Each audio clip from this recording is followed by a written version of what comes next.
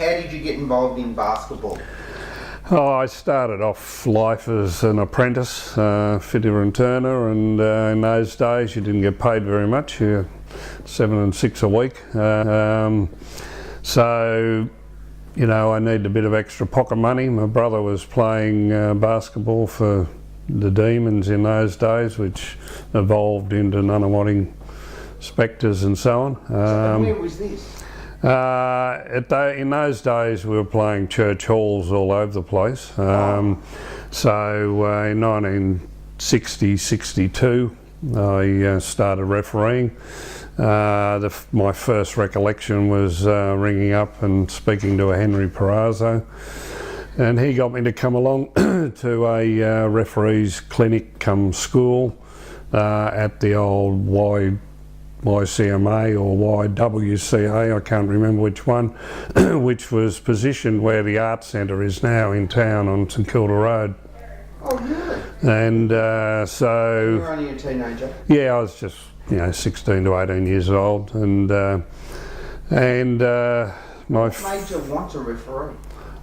Basically the money in those days, just, we got a lot of money in those days, 2 and 6 months a week, which is, for a game. So it wasn't a lot of money, but every little bit helped because my father was ill, and £5 of my money went to Mum to help with board and so on, and so the extra bit helped, and then I took it on and thoroughly enjoyed it, and started refereeing in Fitzroy church halls where they had a line up the wall. It was the outside line on the end line, opposite the old Fitzroy footy ground. There's a few older people that talk about that, and the line up the side of the court. Yeah. How did that work? Oh, with difficulty. With difficulty. The line where the ball went out up above the line, it was out of bounds. So underneath it was play on. It's hard to fathom now. Yeah, it is hard. So Henry Perazzo, who was the senior guys way back then when you started? Well, basically Henry was doing most of the education, and he had help from Dougie Shields and all them came in a bit later. And I can't think of all the other old buggers. I did the exam there, and then I went and refereed a few games of the Broady Army Barracks because it was close to home, on outside asphalt courts, and then also the showgrounds. So the showgrounds became pretty well the venue for me for a while. The showgrounds used to be big. Again, some of the guys have spoken, like Val Hilberg and a few others. That's where they all went. Yeah, the dog pavilion was where we all went, and pretty tough on the ankles and feet and knees on the concrete. And that was before Albert Park? That was before Albert Park, and then Albert Park, and also the other place I refereed a fair bit was the Collingwood Youth Club, which is right behind the Collingwood Town Hall. In a little hall behind there, which was run by police and so on, and came across 2 people playing in those days. One was Bill Hunt, and this little bloke called Ray Hunt was his son playing for the Navy, and so that was my first contact with Ray and Bill. So we became lifelong friends, I guess, from there, and between Bill and Ray, we sort of pretty well grew up together, and started refereeing a fair bit. I helped Ray quite a bit, getting him across to Adelaide, the Apollo Stadium in those days. You spoke about that, and that's one of the things you spoke about, because he turned up to the premierships and you said... Yeah, I encouraged him to come, and luckily somebody had pulled out or broken down or something, and he wore my shirt and referee's gear, and that's where Ray pretty well got his break. And of course Billy, through football and so on, he came through the ranks from there as well, and they became pretty good friends. So they were sort of the early days, and then Albert Park became the base of basketball, and then during that time I started up refereeing the Referees Association of Coburg when that first got built. So you were started there as well? Yeah, I did. A lot of people started there. Yeah, well, we had a pretty good crew because people like Watsy and Cooper and those sort of guys all came up through that referee school. So there were a number of them made the panels in those days from Coburg. Stan Kirkham. Yeah, Stan Kirkham was another.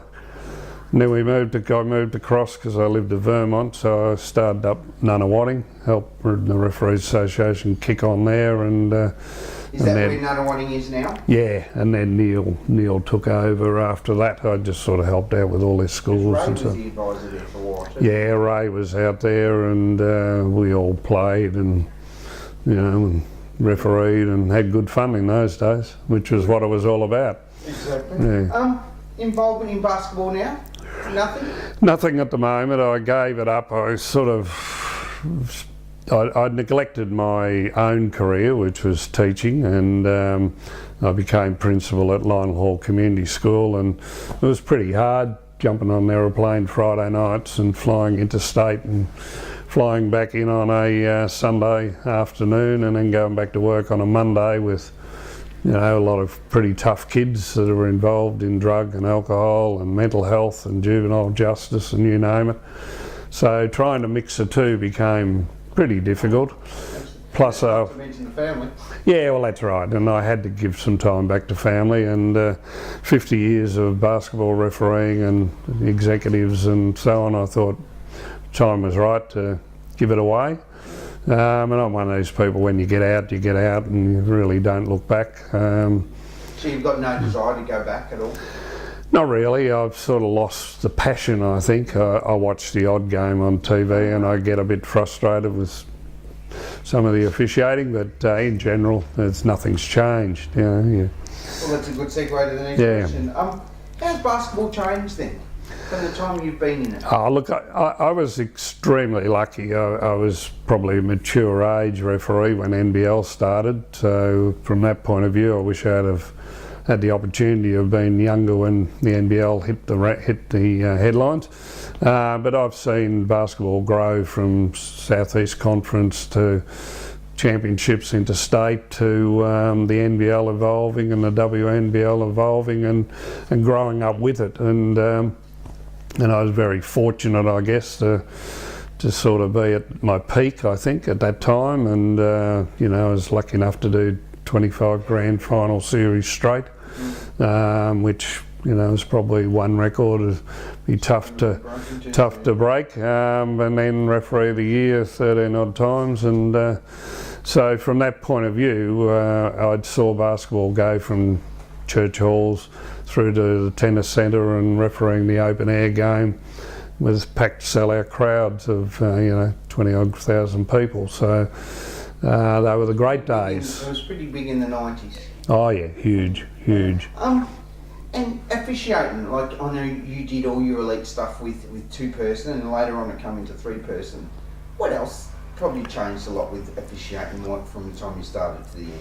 Well, I think the evolution of 2 to 3. I mean, I actually tried to retire 5 or 10 years before I did, and I got phone calls from Lindsay Gaze and Ron Burgess and a few other people talked me back into staying in to help with the develop of 3-person officiating. So I think from then on, my involvement was educator come supporter of younger officials, and moving around Australia gave me insight and knowledge to help them, I suppose. And was it easier refereeing 3-person than 2, do you think?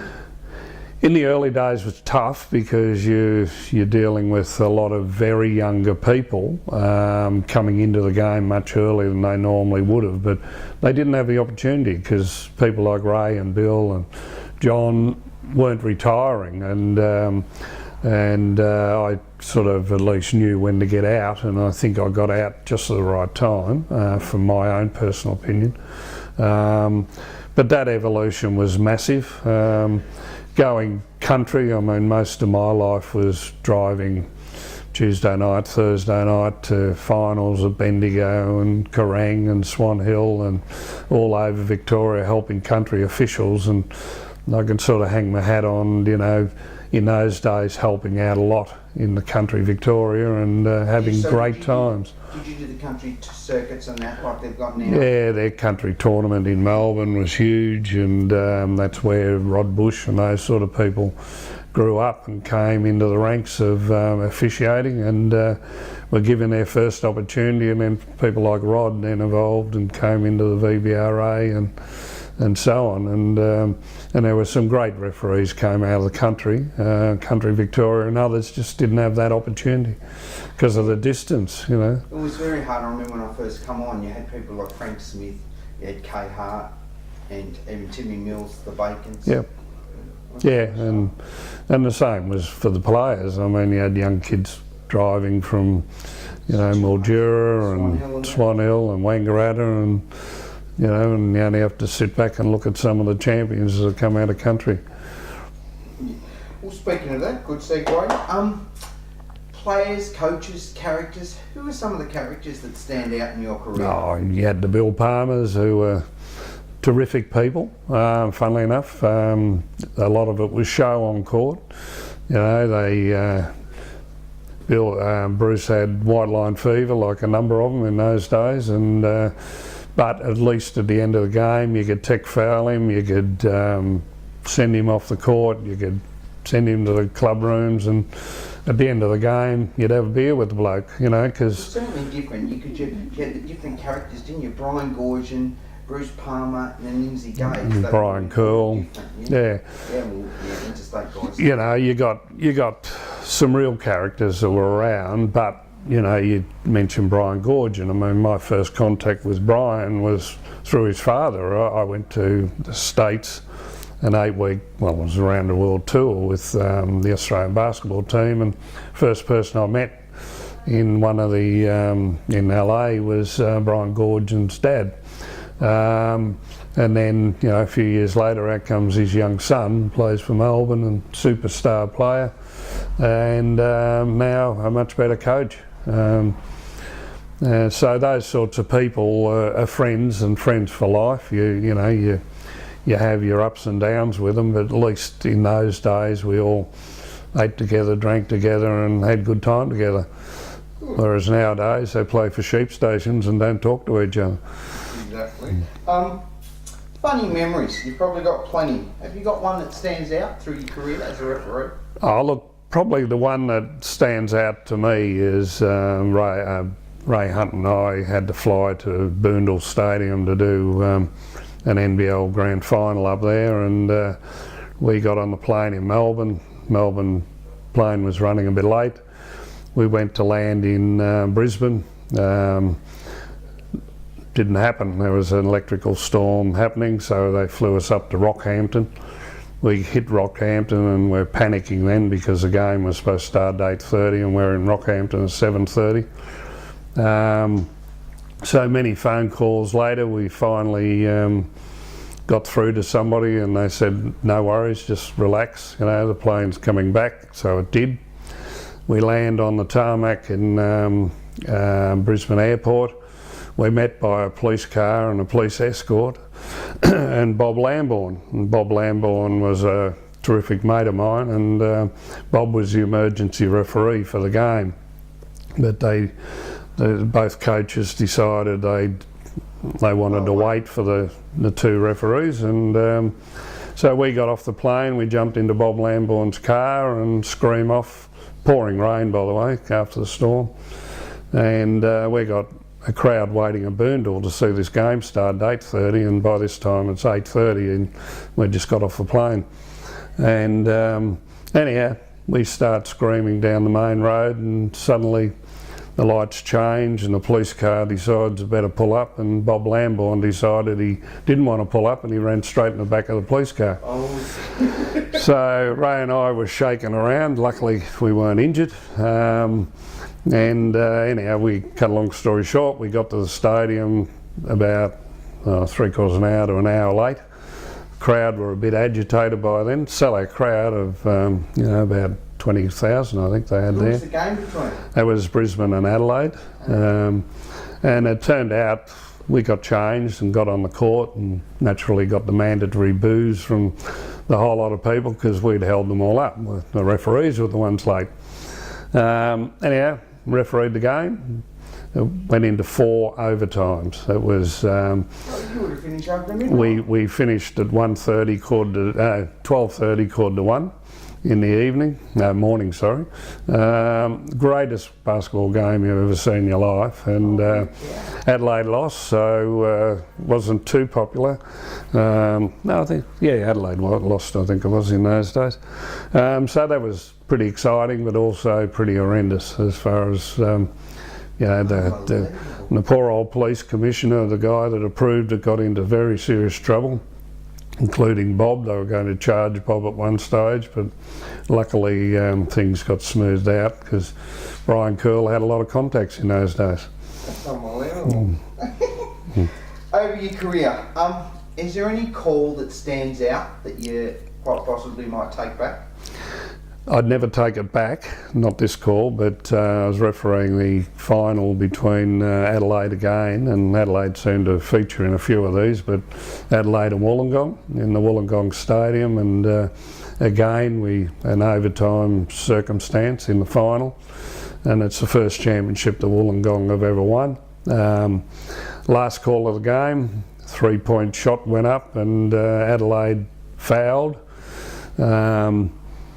A lot of controversy over the call, so much so that I got on the plane, flew back because I was staying in Kangaroo Island. I've got a holiday home there, and flew into Adelaide Airport, picked up the paper, and there's front page headlines, Crouch screws over Adelaide.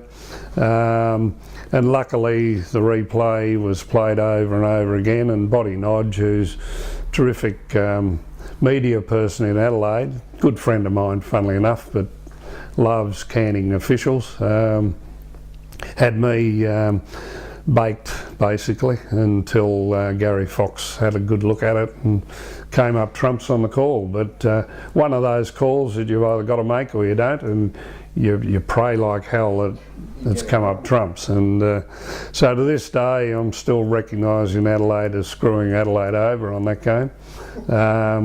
But in Boddy's book that he's written, he does acknowledge that the call was correct. Oh, good. Embarrassing moments, do you have any? None that I can really recollect. I know that people like Billy and Ray and so on would try and talk about many, but I suppose the most embarrassing moment was I was actually appointed coach of Ivanhoe Grammar boys school, and with Harry Fowler. Harry coached one of the teams and I coached the other. And I made the stupid decision to involve 2 people in their first overseas trip in Ray and Bill to go to America to referee the games. So that was fine. We got 2 under 18 and under 16 boys teams from an exclusive Ivanhoe Grammar. And we get on the plane and we got 3 New Year's Eves. We got one in Melbourne, one in on the way in Hawaii, and we hit another one in LA. And in those days referees did like a little tipple, and Ray and Bill and I decided we'd at least buy 1 litre bottle of something. That the problem was it was New Year's Eve and the plane ran out of grog, and Billy decided he hadn't had enough, and so cut a long story short, we got a situation when Ray and I are sitting in the seat, and we got Bill who's gone a bit troppo, and he's crawling around the plane cabin, and he's got all these wonderful people that look up to this AFL footballer who played for St Kilda, and suddenly they got this bloke that's absolutely Tista's sister. So he disgraced himself, and we hopped off the plane in Hawaii with, he had Harry Fowler's pants around him, and if anybody knew Harry Fowler, he was a pretty big guy in those days, and so poor old Bill's walking through a very heated Hawaiian airport with his pants slipping down around his ankles at times. Worse the wear. And then we had another good New Year's Eve when we arrived in LA, same day.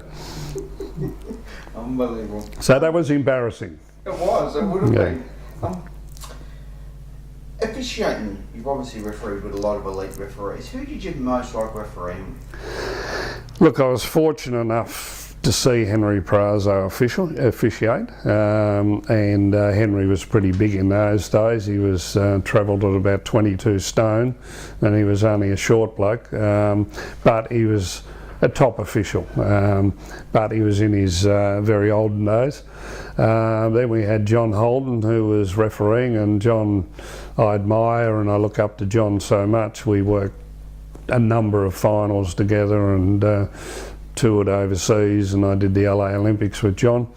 Then of course Dick Mason, who Dick was a true educator and a very, very smart man, quite an aggressive and arrogant type official, but extremely knowledgeable, and he did a hell of a lot for officiating in our days in the education process.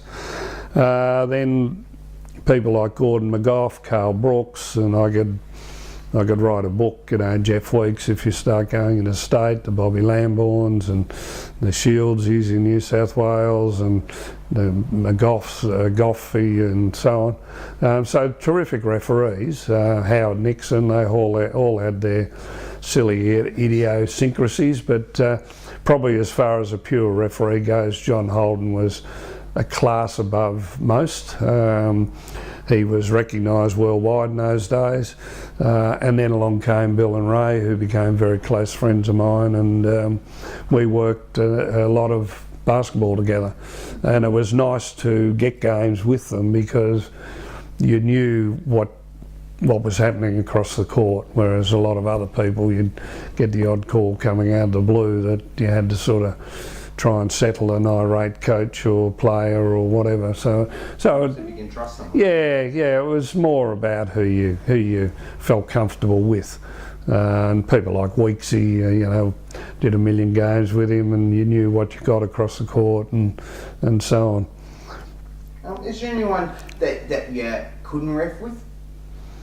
No. I don't think you could put anybody in that category. I mean, everybody did their best, no matter who it was. You know, I go to Kangaroo Island, and probably my only involvement's getting a ute pull up out the front as soon as I arrive. I don't know how they know I'm coming, but I hit Kangaroo Island and I've got this ute with the local bloke who's a farmer and trying to get me to come and referee the local farmers and footballers on asphalt court outside, and it was only last Monday. I just left Kangaroo Island last week, and he pulled up, and luckily, we left on Sunday and he wanted me to ref on the Monday, and so I had the out. I had the good excuse. I had a wedding in McLaren Vale on Sunday afternoon, so I could get out of officiating, thank God. But he's probably one that was very difficult to referee with. His knowledge of basketball wasn't brilliant, but he ran the comp, he did a great job, and you know, and I admired him. We all know you are an inaugural referee of the NBL. How many games did you do?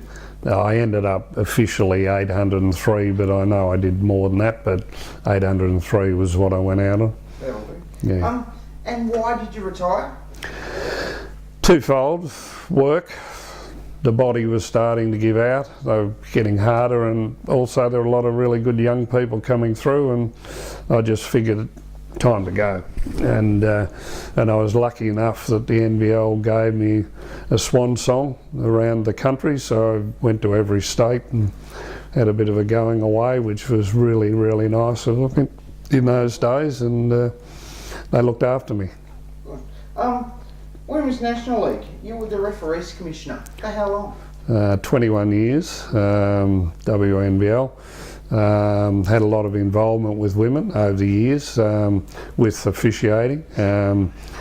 I was fortunate enough to do 3 World Championships. I did 3 or 4, I think, pre-Olympic tournaments with the women. So I officiated a lot of their games at Albert Park, finals and so on.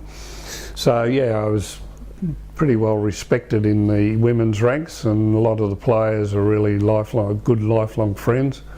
I'm a life member of the WNBL, and life member of the NBL, VBRA and so on, so yeah. The Olympics, you're an Olympic referee. Where were they and when were they? I was appointed to Russia with John Holden, but then the women didn't go because of the boycott, the men did, and John was lucky enough to go.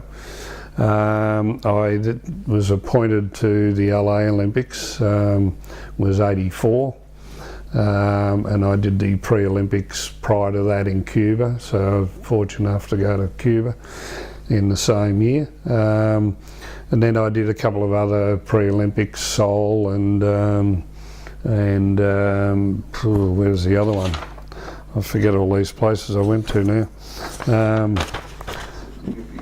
Seoul and and Russia. And I was a bit unfortunate because the Spain tournament, the women missed out by 1 point in qualifying for the Olympics, so I missed out on a couple of others that I felt I should have gone to. I was rated number 1 in the country, but other people went to Seoul and to Spain and so on, and I sat and watched it on telly. So, but one can't be greedy, and I was lucky enough to.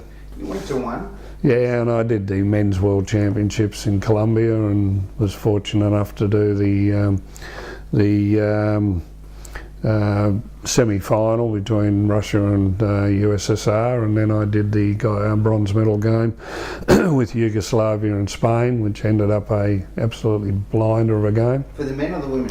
The men. Oh, yeah. And then the women, I did the Brazil and the World Championships in Brazil, Sao Paulo, and I did the gold medal game there. I was appointed referee for that one, and so I was very fortunate.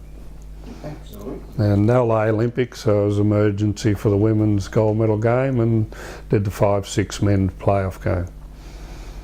So you've done all right. How did you get to go to the Olympics? How did I get to go?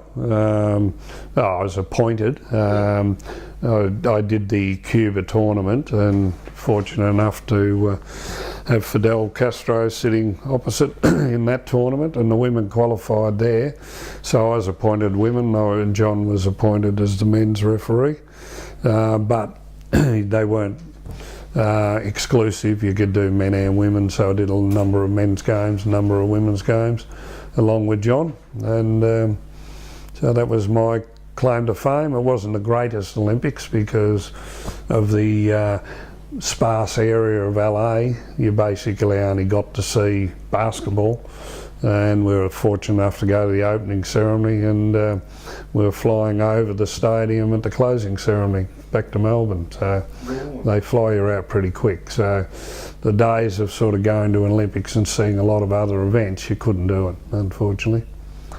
Well, with all your experience, Eddie, what advice would you give referees starting out now that want to get to be like you or want to get to the top? My main statement to any referee is to be able to be a good people person. I mean, I grew up as an apprentice, fitter and turner. I needed extra pocket money, so I worked in the Rising Sun Hotel in South Melbourne, which a lot of referees know, and I worked in a bar that was frequented by wharfies, boxers, hitmen, and then in the saloon bar you had Channel 7 executives, newsreaders, who were there all the time. So you've got to learn to deal with people. And I think probably one of my greatest skills was being a people person. It's no good getting on a court and the first thing you do is take foul. You've got to be able to use your voice, you've got to be able to talk to people, you've got to be able to gain their respect. And if you can gain respect, then you're halfway there to being a good official. Knowing the rule book's fine, you've got to know the rules, you've got to understand the rules, but you've also got to know what not to blow on a basketball court. If you can suck your whistle and let the game flow, you'll be respected by players and coaches alike. Forget about spectators who are up there screaming for a travel, screaming for a block. screaming for a charge. You've got to be able to read the game. And if you can read the game and understand the game, and you've got to be able to do that by playing, coaching. I mean, I was never an elite player, I was never an elite coach, but I did both, and I did a lot of it, and I think I learnt the frustrations of being on the other side of the court as well. And then when you come to refereeing, you know what they're going through.